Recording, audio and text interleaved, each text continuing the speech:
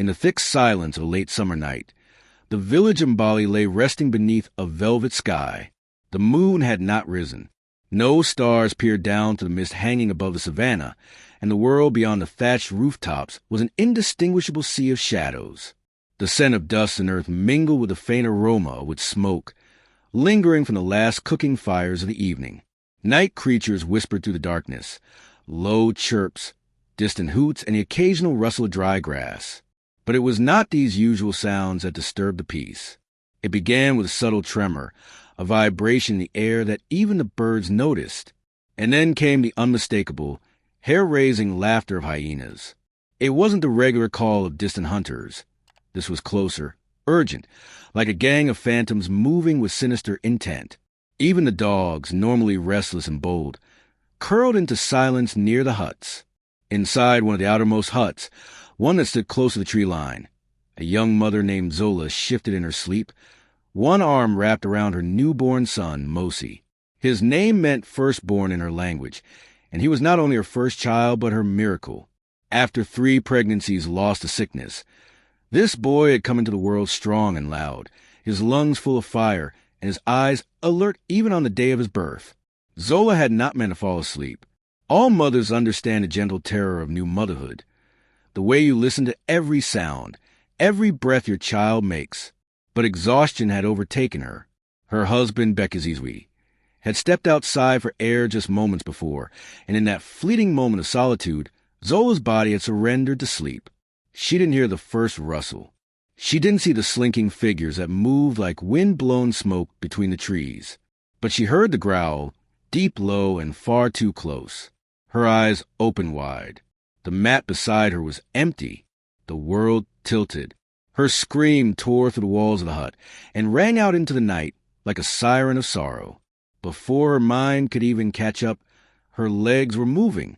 She stumbled barefoot into the open air, lungs gasping, heart beating as though it would leap from her chest. Bekazizwe was already running toward her, his face frozen in confusion and terror. "Where is he?" he shouted. "They took him." Zola cried, pointing to the trees. "They took Mosi." The villagers were roused from their sleep one by one. Torches quickly lit, voices rising in panic. Some grabbed spears, others machetes, and a few came only with farming tools or walking sticks. But all came running, because in Bali, a child belonged to the entire village. In the brush just beyond the clearing, Mosi was being dragged by a trio of hyenas.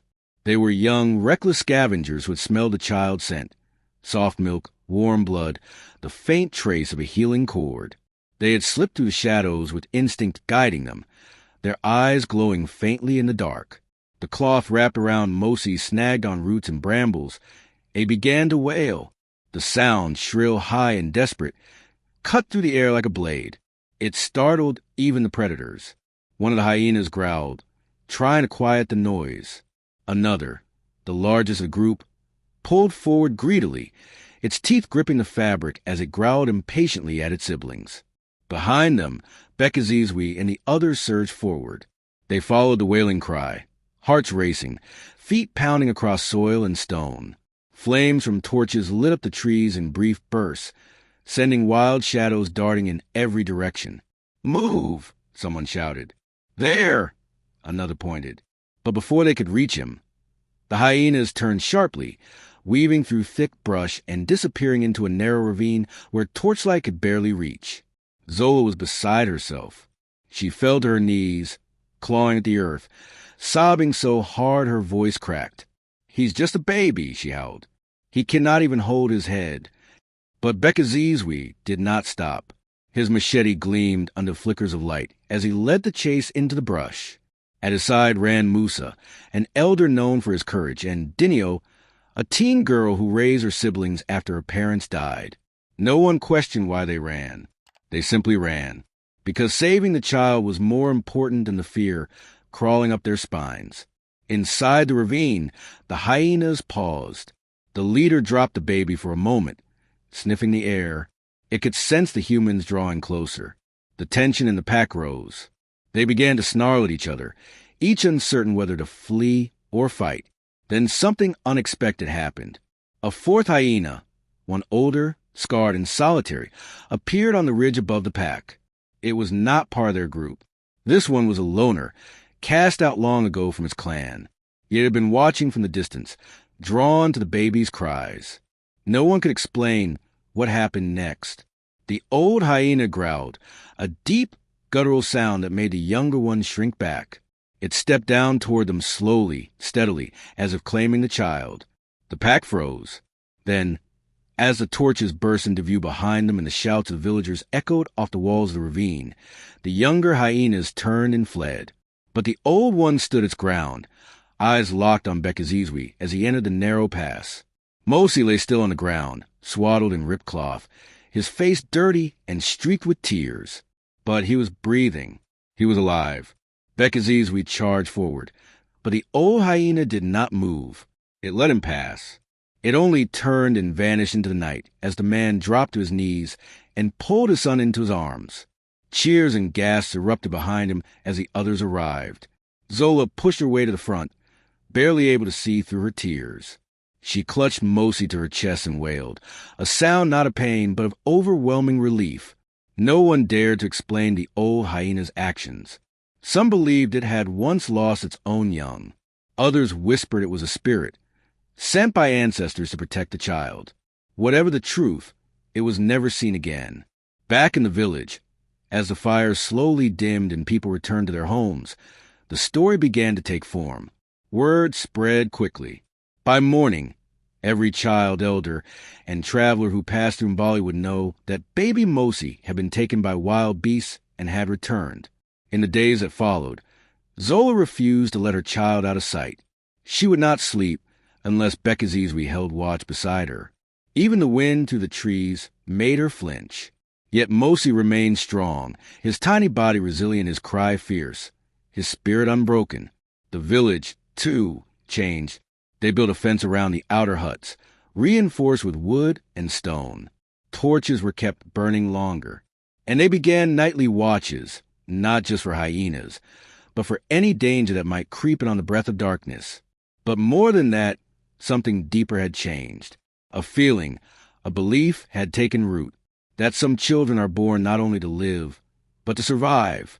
That night, the village elder, Grandmother Kezia, sat beneath the baobab tree with the children gathered around her. She told them the story of Mosi, not as a tale of terror, but as a story of strength.